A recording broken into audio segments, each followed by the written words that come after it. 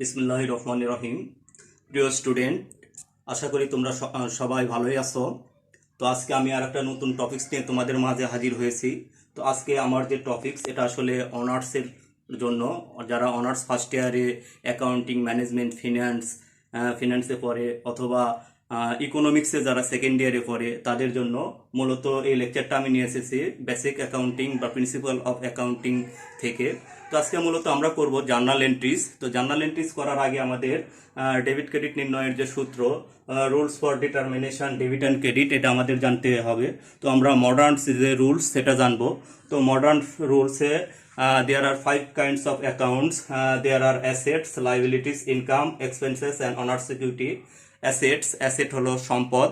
তো সম্পদ সমূহ কি হয়? ইনক্রিজ ডেবিট, অর্থাৎ বৃদ্ধি পেলে ডেবিট হয়। ডিক্রিজ অর্থ হ্রাস পেলে ক্রেডিট হয়। লাইবিলিটিস দায়সমূহের ক্ষেত্রে ডিক্রিজ, হ্রাস পেলে ডেবিট হয়। Decrease debit, increase credit. Income আয় কি হয়? আয় ডিক্রিজ, ডিক্রিজ অর্থ হ্রাস। Decrease debit, increase credit. Expenses increase debit, decrease credit. Honour security decrease debit, increase credit. এটা তোমরা এইচএসসি লেভেলেও শিখে এসেছো, এটা তোমরা জানো, তারপরে আমি জাস্ট লিখে দিয়েছি। তো আমরা কথা না বাড়িয়ে মূল আলোচনা আমাদের জার্নাল এন্ট্রিসে চলে যাই। তো আমরা জার্নাল এন্ট্রিস করব। জার্নাল এন্ট্রিসের ছকটা, জার্নাল এন্ট্রিসের ছকে যেটা থাকবে, প্রথমে ডেট, তারপর পার্টিকুলার অর্থ বিবরণ, PR post reference, debit credit. এই হলো আমাদের জার্নালের যে ছক সেটা। তো আমরা একটা অঙ্ক করব। তো অঙ্ক আমার ল্যাপটপে করা আছে, চলো দেখে নিই। যে mister Firoz is a licence architect during first month operation of his business following event and transaction occurred. যে মিস্টার ফিরোজ একজন লাইসেন্স আর্কিটেক্ট, অর্থাৎ একজন সনদধারী স্থপতি। ডিউরিং ফার্স্ট মান্থ অপারেশন, প্রথম মাস অপারেশনে অফ হিজ বিজনেস, তার ব্যবসায়ে, the following events and transaction occurred, নিচের ঘটনা এবং লেনদেনগুলো ঘটেছে। তো প্রথমেই জুনের 1 তারিখে ইনভেস্ট টাকা 50,000 ক্যাশ, অর্থাৎ ব্যবসায়ে 50,000 টাকা বিনিয়োগ করেছে। তো ব্যবসায় 50,000 টাকা যদি বিনিয়োগ করে, তো আমাদের কি হবে? জার্নাল কি হবে? তো এখানে সাল নাই, সাল থাকলে আমরা সাল দিব। তো মাসের নামটা আগে লিখে নিই, জুন 1 ইনভেস্ট টাকা 50,000 ক্যাশ। তো ব্যবসায়ে 50,000 টাকা ক্যাশ বিনিয়োগ করেছে, তাহলে ব্যবসায়ে ইনক্রিজ করছে, ক্যাশ ইনক্রিজ করলে ডেবিট, ক্যাশ অ্যাসেট ইনক্রিজ করলে ডেবিট। আর এটা মালিকের মূলধন অর্থাৎ ক্যাপিটাল হিসাবে আসবে। মালিক যা কিছু কারবারে দেয় সেটা তার ক্যাপিটাল হিসাবে রেকর্ড করা হয়। তো ক্যাপিটাল ক্রেডিট।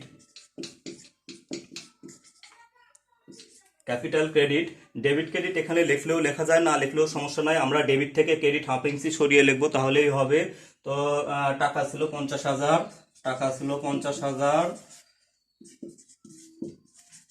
তো জার্নালের ক্ষেত্রে অবশ্যই আমাদের ছোট্ট করে একটি ন্যারেশন দিতে হবে, ব্যাখ্যা দিতে হবে। আমেরিকান মেথডে ন্যারেশনটা যত ছোট হয় ততই ভালো। তো আমরা ছোট্ট করে একটা ব্যাখ্যা দেব, যে two record mister Firoz capital.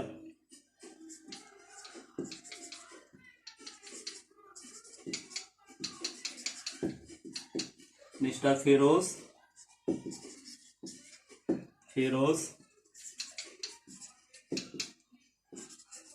Capital.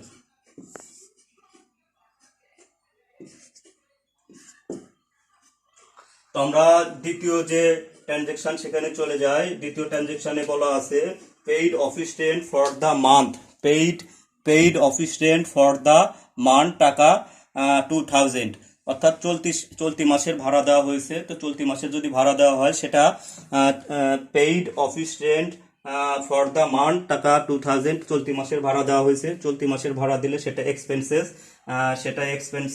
তো এক্সপেন্সেস হলে এক্সপেন্সেস ইনক্রিজ করলে ডেবিট হবে। তো অফিস রেন্ট এক্সপেন্সেস ডেবিট। পক্ষান্তরে আমাদের ক্যাশ কারবার থেকে ডিক্রিজ করেছে, তো ক্যাশ ক্রেডিট হবে। তো office rent expenses debit.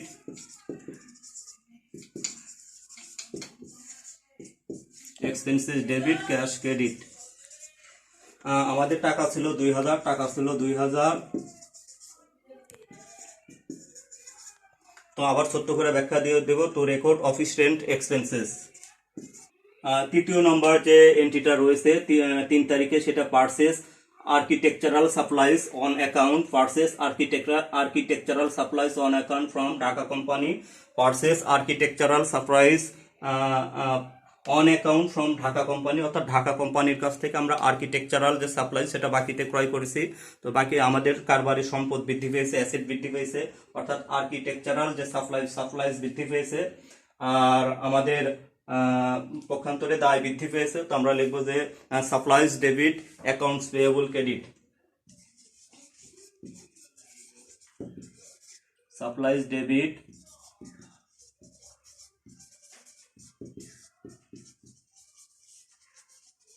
Accounts payable credit. তো আমরা ছোট্ট করে ব্যাখ্যা লিখবো যে two record purchase architectural supplies from Dhaka company.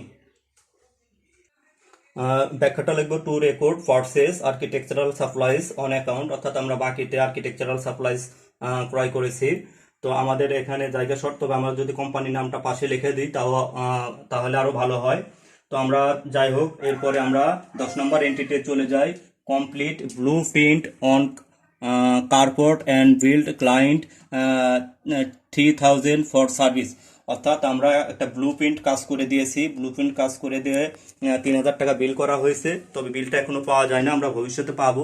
তো ভবিষ্যতে যদি পাই তাহলে সেটাকে আমরা অ্যাকাউন্ট রিসিভেবল বলি, অর্থাৎ আমরা ভবিষ্যতে পাবো। তো আয়ের যে বকেয়া সেটাকে সম্পদ বলা হয়। কারবারি অ্যাসেট ইনক্রিজ করলে ডেবিট হয়, তাই অ্যাকাউন্ট রিসিভেবল ডেবিট হবে। আর এটা আমরা সেবা দিয়েছি, আমাদের কাজ হলো আর্কিটেকচারাল সাপ্লাইজ, অর্থাৎ বিভিন্ন স্থাপত্যের কাজ করে দেওয়া। তো সার্ভিস দেওয়ার কারণে আমাদের এটাকে বলতে হবে সার্ভিস রেভিনিউ।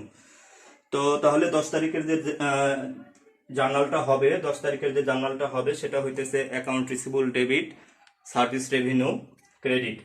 তো আমার বোর্ডে যাই। তো 10 তারিখের যে জার্নালটা তাহলে কি ছিল? Account receivable debit, service revenue credit. তো আমাদের ছোট্ট করে একটি ন্যারেশন দিতে হবে, two record service revenue, that's enough. তো আমরা চলে যাই এরপরে 20 তারিখে ছিল receive 5000 cash for service complete and delivered the Salma and company. তো সালমা অ্যান্ড কোম্পানিকে আমরা সার্ভিস কমপ্লিট করে 5000 টাকা ক্যাশ রিসিভ করছি। তাহলে কারবারি ক্যাশ বৃদ্ধি পেয়েছে, ক্যাশ বৃদ্ধি পেলে ডেবিট 20 তারিখে। তাহলে কারবারি ক্যাশ বৃদ্ধি পেয়েছে, ক্যাশ ডেবিট। আর আমরা এটা সেবা দিয়ে পেয়েছি, তো service revenue.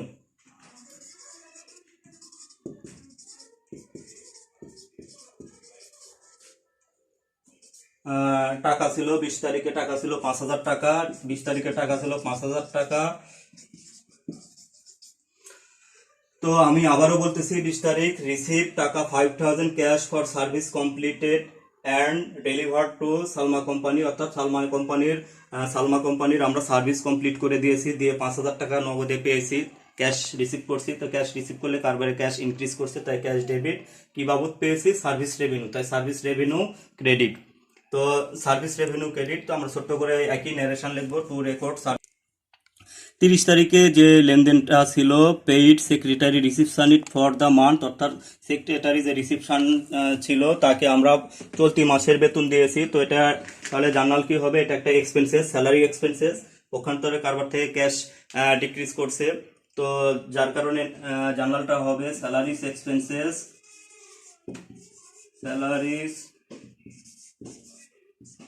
Salaries expenses debit, cash credit. তো ছোট্ট করে আমরা ন্যারেশন লিখবো, to record salaries expenses. Last one, আবার 30 তারিখে পেইড টাকা 1000 to Dhaka company for account payable due, অর্থাৎ ঢাকা কোম্পানি আমাদের কাছ থেকে 1000 টাকা পাইতো, তাকে আমরা পরিশোধ করে দিয়েছি। তো তাকে আমরা যদি পরিশোধ করে দিই, আমাদের ঢাকা কোম্পানি যে 1000 টাকা পাইতো তাকে আমরা পরিশোধ করে দিয়েছি। পরিশোধ করে দিলে আমাদের হলো লাইবিলিটি হ্রাস পাইছে, অর্থাৎ লাইবিলিটি ডিক্রিজ করছে। লাইবিলিটি ডিক্রিজ করলে ডেবিট হবে, তো অ্যাকাউন্ট পেয়েবল ডেবিট হবে, আর ক্যাশ ক্রেডিট হবে, অ্যাকাউন্ট পেয়েবল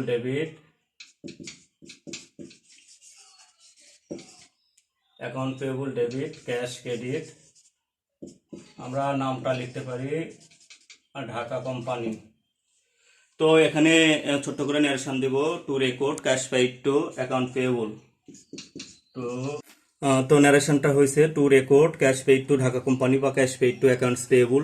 তো প্রিয় শিক্ষার্থীবৃন্দ, আজকে এই ছিল আমাদের জার্নাল এন্ট্রিজ। একটা অঙ্ক আমি আজকে করাইলাম, ভবিষ্যৎ আরও কয়েকটা অঙ্ক আমি ধারাবাহিকভাবে জার্নাল করাবো, তাহলে আশা করি তোমরা ক্লিয়ার হয়ে যাবে। তো ভিডিওটা বারবার দেখবে, বারবার প্র্যাকটিস করবে। আসলে মূলত যারা অনার্সে প্রথম ভর্তি হয় ন্যাশনাল ইউনিভার্সিটির আন্ডারে, তারা তো ইন্টারমিডিয়েটে বাংলা মেথড করে আসে, ইংরেজি মেথডে আসলে জাস্ট একটু ঘাবড়ে যায়, কোনো ঘাবড়ানোর কারণ নাই। তো আসলে জাস্ট ভার্সনটা শুধু ইংরেজি, আগে ইন্টারমিডিয়েটে তোমরা যা করছো তাই। তো সবাই ভালো থাকবে, ধন্যবাদ সবাইকে।